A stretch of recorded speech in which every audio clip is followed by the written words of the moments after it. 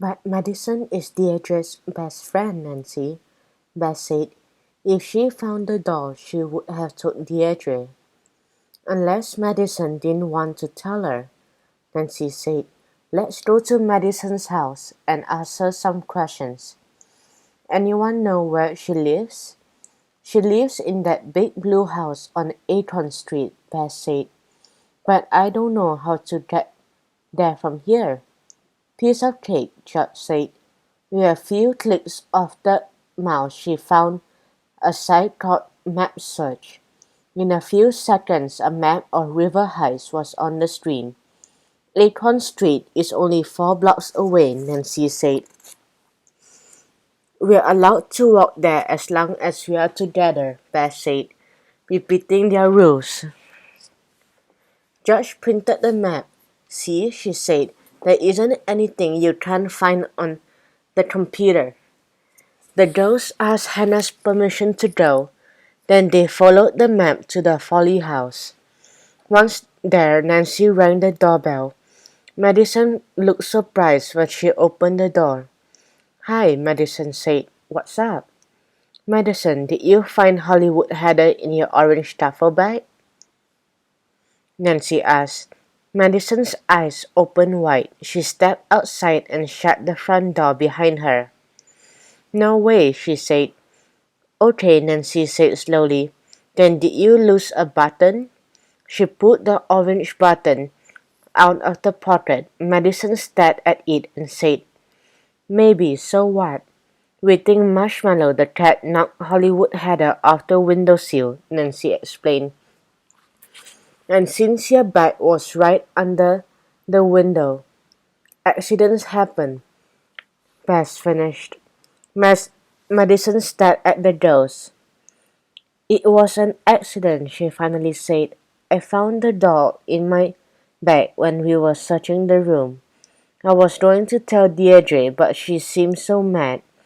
She would have thought I stole Hollywood Heather for sure. But Deirdre's your best friend, George said. That's just it, Madison said. I was afraid she wouldn't be my friend anymore. And that would be awful. So you let Deirdre think that Trina did it? Bess asked. When Madison heard Trina's name, she frowned. It made Nancy think of something else. Unless you were a little jealous of Trina, Nancy said gently, for becoming Deirdre's second best friend. I just was feeling a little sad about it, Madison said. Nancy felt bad for Madison. It must have been super hard to keep such a big secret. But I still cannot tell, Madison said, shaking her head. Deirdre's dad is a big shot lawyer. He could throw me into jail for stealing. Nancy's dad is a lawyer too, Beth said with a smile. He could get you out. No one is going to jail, you guys, Nancy said. We can help explain everything to Deirdre. It's not that easy, Madison said. There's another problem. What? Nancy asked. Madison ran into the house. She came back holding Hollywood Heather. Nancy looked at the doll. One of the arms was missing. How did that happen? Nancy asked. It must have broken off when she fell into my bag, Madison said. She held up the broken arm. How can I bring her to Deirdre like this? Give it to me, Beth said. Madison handed the doll to Beth. Everyone watched as Beth popped the arm right back in. How do you do that? Madison gasped. Beth can build anything and fix anything, Nancy said cheerfully. Now let's all go to Deirdre's house.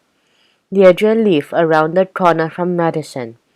Mrs. Shannon greeted the girls and led them into the living room. Madison held Hollywood Heather behind her as they waited for Deirdre. When she came into the room, Deirdre was wearing a pink dress and black patent leather shoes. Hi, Deirdre said. I'm going to tea soon. Madison put the doll out from behind her back. Deirdre took one look at it and her mouth dropped open. You found her, Deirdre cried. She grabbed Hollywood Heather from Madison and held her tight.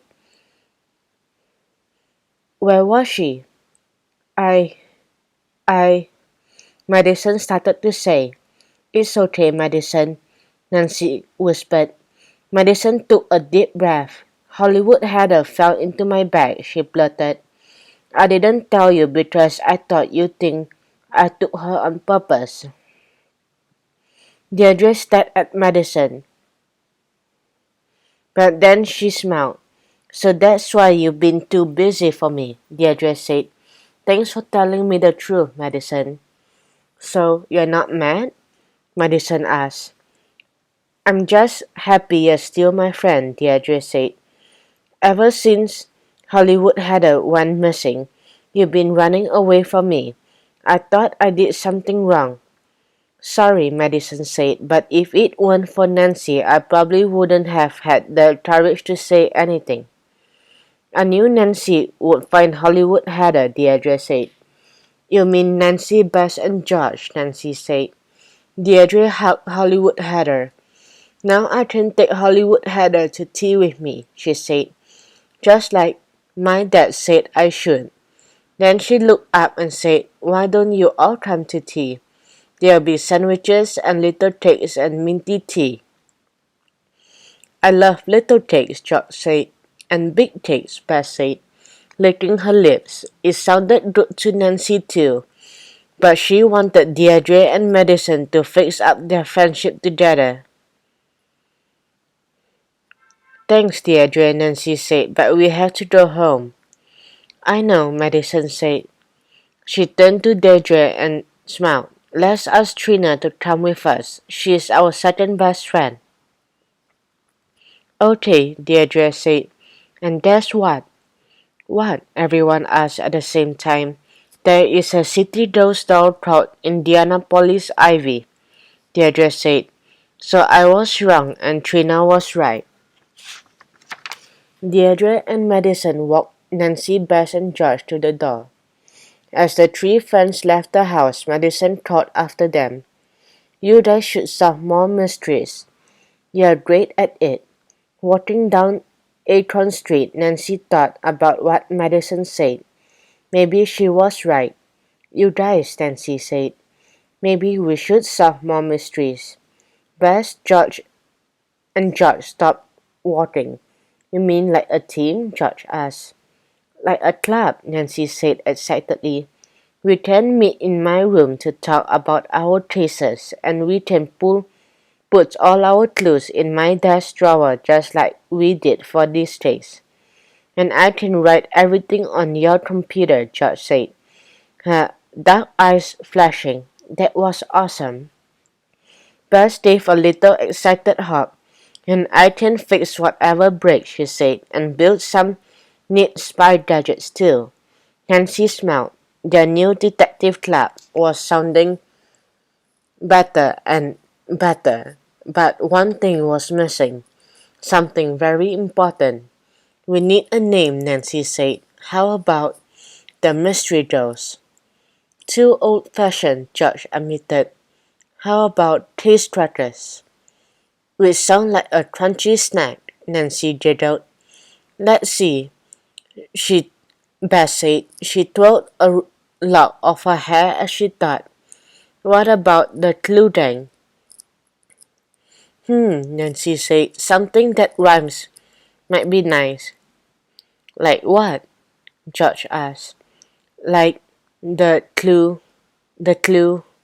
Nancy started to say, her eyes lit up. The Clue Crew. The girls high-fived. Our own detective club, Bess cried. How cool is that? Super cool, Nancy agreed. But do you want to know the best part? We are going to be solving all kinds of cool cases, George asked. No, Nancy said. What? Bess asked. We're going to be solving all kinds of cool cases together, Nancy said with a smile. Nancy, Drew, and the Clue Crew could hardly wait.